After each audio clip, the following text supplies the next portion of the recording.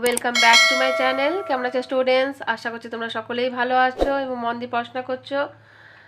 আর অনেকদিন পরেই আমি ভিডিও আনলাম, কারণ আমার একটা শরীরটা খারাপ ছিল তাই। তো আজকে আমি ক্লাস 7-এর সেকেন্ড চ্যাপ্টার থেকে কিছু প্রশ্ন উত্তর নিয়ে চলে এসেছি। তাহলে চলো দেরি না করে শুরু করে দিই।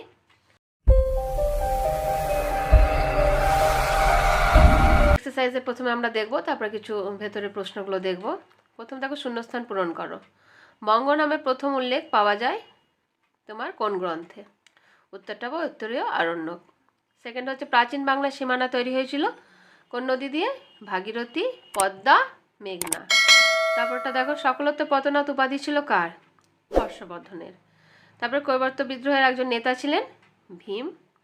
তারপরটা, সেন রাজা কার আমলে, সেন রাজা কোন সেন রাজার আমলে বাংলায় তুর্কি আক্রমণ ঘটেছিল? লক্ষণ সেনের আমলে। তারপরে হচ্ছে, সুলতানি যুগের একজন ঐতিহাসিক ছিলেন মিনহাজি সিরাজ। আচ্ছা, সেকেন্ডে দেখো, ম্যাচিংটা দেখে নিই আমরা। এটা বজ্রভূমির সাথে হবে উত্তরার, লোটো মসজিদ, বৌদ্ধবিহার, গঙ্গায় কণ্ডচল, প্রথম রাজেন্দ্র, গৌরবহ, বাগপতি রাজ, হরিকেল তোমার হবে আধুনিক চট্টগ্রাম, এবং কিতাবুল হিন্দ অলবিরনি। ঠিক আছে। আচ্ছা, এরপর আমরা কিছু এক্সারসাইজ প্লাস ভেতরে কিছু প্রশ্ন আমরা দেখব।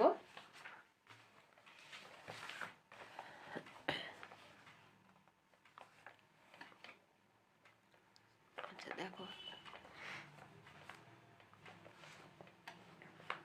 এটা প্রথমে দেখো, সমতট বলতে বাংলার কোন অঞ্চলকে বোঝায়? মেঘনা নদীর পূর্ব দিকের এলাকাকে প্রাচীন বাংলায় সমতট বলা হতো। বর্তমান বাংলাদেশে কুমিল্লা, নোয়াখালী অঞ্চল প্রাচীন সমতট অঞ্চলের মধ্যে ছিল। মেঘনা নদীর সমতট অঞ্চলকে বাংলার বাকি অঞ্চল থেকে আলাদা করে রেখেছিল বলে সমতটকে বাংলার সীমান্তবর্তী এলাকাও বলা হতো। ঠিক আছে। তারপরটা আমরা যাই, গৌড়তন্ত্র বলতে কি বোঝায়? গৌড়ের রাজা শশাঙ্ক গৌড় রাজ্যে যে শাসন ব্যবস্থা গড়ে তুলেছিলেন তাকে বলা হয় গৌড়তন্ত্র। শশাঙ্কের শাসন ব্যবস্থায় রাজ্যে এক ধরনের কর্মচারী বা আমলা শ্রেণী গঠন করা হয়, যারা গ্রামের স্থানীয় লোকেরা যেসব প্রশাসনিক কাজ করত সেই কাজে তোমার হস্তক্ষেপ করতো। ঠিক আছে।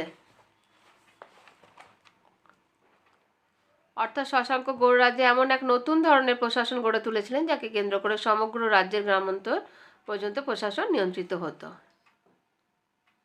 পরটা দেখো, শশাঙ্কের আমলে বাংলার আর্থিক অবস্থা কেমন ছিল তা লেখো। গৌড়ের অধিপতি শশাঙ্ক 606 থেকে 637 খ্রিস্টাব্দ পর্যন্ত স্বাধীনভাবে শাসন করেছিলেন। তার আমলে বাংলার সোনার মুদ্রা প্রচলিত ছিল, তবে এই সময় নকল সোনার মুদ্রাও প্রচলন হয়ে গিয়েছিল। তার আমলে বাংলার অর্থনীতি ছিল কৃষি নির্ভর। তখন বাণিজ্যের গুরুত্ব অনেকটা কমে গিয়েছিল। সমাজের স্থানীয় প্রধান বা মহত্ত্বদের তোমার গুরুত্ব বেড়ে গিয়েছিল। শ্রেষ্ঠী বা ধনী বণিকদের ক্ষমতা গুরুত্ব কমে গিয়েছিল।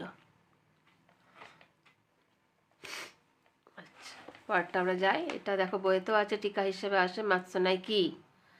বাংলার রাজা শশাঙ্কের মৃত্যুর পর তার পুত্র মানবদেব সিংহাসনে বসেন। তিনি মাত্র 8 মাস 5 দিন রাজত্ব করেছিলেন। এই সময় থেকে কনৌজ রাজ হর্ষবর্ধন, কামরূপের রাজা ভাস্কর বর্মা, কাশ্মীর রাজ ললিতাদিত্য সহ অনেকে বারবার বাংলা আক্রমণ করেছিলেন। ফলে বাংলা চরম অরাজকতার সৃষ্টি হয়। পুকুরের বড় মাছ যেমন ছোট মাছকে গিলে খায়, বাংলা জনজীবনে সেই একই অবস্থা তৈরি হয়েছিল। তারপরে সবলেরা দুর্বলের ওপর অত্যাচার করতো। বাংলার এই অবস্থাকে ম্যাশনাই বলা হয়ে থাকে।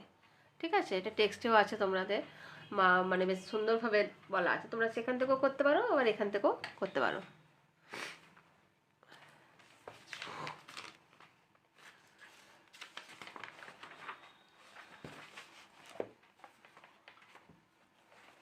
এটা দেখো, অনেক সময় আসে।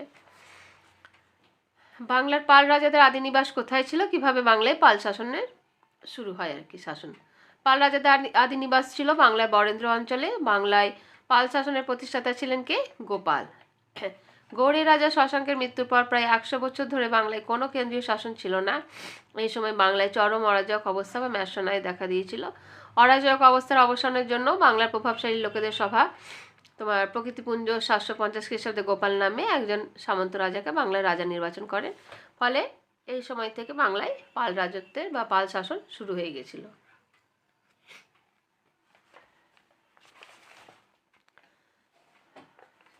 আরেকটা দেখো, গৌড়বহ বলতে কি বোঝায়? গৌড়বহ বা গৌড়বধ কাব্য রচনা করেছিলেন কবি বাগপতিরাজ। তিনি কনৌজের শাসক যশোবর্মা বা যশোবর্মনের রাজকবি ছিলেন।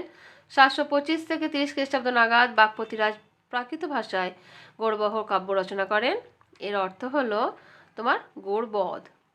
কনৌজের রাজা যশোবর্মন মগধের রাজাকে পরাজিত অর্থাৎ বধ করার কাহিনী নিয়ে এই কাব্য রচনা করেছিলেন। এখানে মগধের রাজা বলতে গৌড়ের রাজাকে বোঝানো হয়েছে। আচ্ছা, পরটা দেখো, সেন রাজাদের আদি নিবাস কোথায় ছিল? কিভাবে তারা বাংলায় শাসন কায়েম করেছিলেন? সেন রাজাদের আদি নিবাস ছিল দক্ষিণ ভারতের কর্ণাট অঞ্চল অর্থাৎ মহীশূর ও তার সংলগ্ন এলাকা।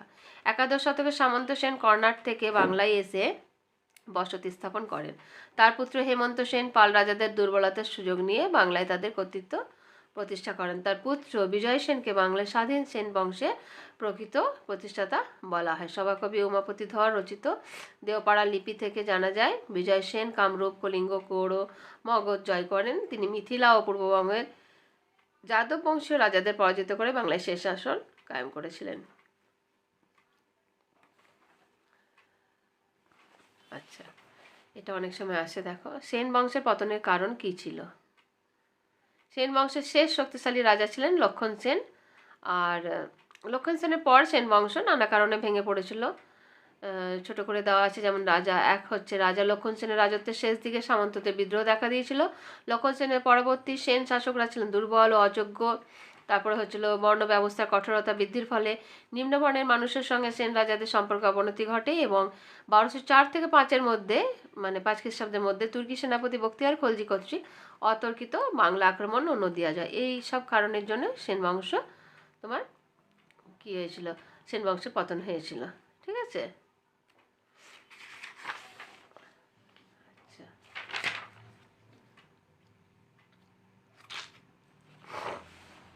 সরি, আচ্ছা, এটাও দেখো, আরব কাদের বলা হয়? বেদুইন কারা? আরব দেশে অধিবাসীদের আরব বলা হয়। এখানের মানুষেরা নিজেদের আরব বলে পরিচয় দিত।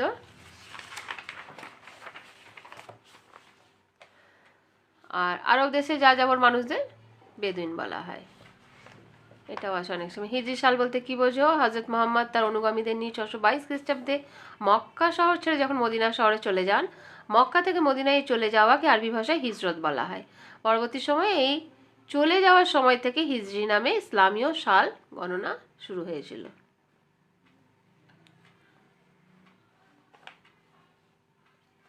আর খলিফা খিলাফত তোমাদের বইয়েতে খুব সুন্দরভাবে দেওয়া আছে। আমি মনে করি সেখান থেকে করাটাই ভালো। এখানে খুব ছোট করে দেওয়া আছে। মানে খিলাফত বলতে একটা টিকা সুন্দরভাবে দেওয়া আছে, তোমরা সেখান থেকেই করতে পারো।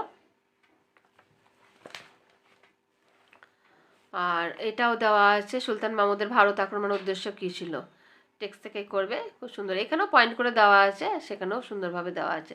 তো তোমরা যেটা খুশি সেটাই তোমরা করতে পারো। আচ্ছা, নেক্সট যে লাস্ট প্রশ্ন আজকে, সেটা হচ্ছে বখতিয়ার খলজি কীভাবে নদিয়া জয় করেন?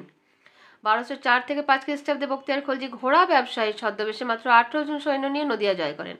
ঘোড়া বিক্রেতা ভেবে নদিয়া রাজপ্রাসাদের রক্ষীরা তাদের প্রাসাদে ঢুকতে বাধা দেয়নি। বাংলার সেন রাজা লক্ষণ সেন তখন দুপুরে খাবার খাচ্ছিলেন। প্রাসাদ আক্রমণের খবর শুনে তিনি পেছনের দরজা দিয়ে বেরিয়ে নৌকোয় করে পূর্ববঙ্গে পালিয়ে যান। ফলে বখতিয়ার খলজি তোমার বিনা যুদ্ধে নদিয়া জয় করেন এবং লক্ষণাবতীতে রাজধানী স্থাপন করেন।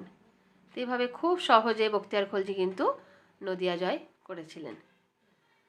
তাহলে আজকে এই চ্যাপ্টারটার মোটামুটি আমি কভার করতে পেরেছি। আশা করি তোমাদের উপকার হবে। আমি নেক্সট দিন আবার তোমাদের জন্য অন্য কোনো চ্যাপ্টার থেকে তোমাদের প্রশ্ন নিয়ে আসবো। তাহলে আজ এই পর্যন্ত রাখছি। ভালো থেকো।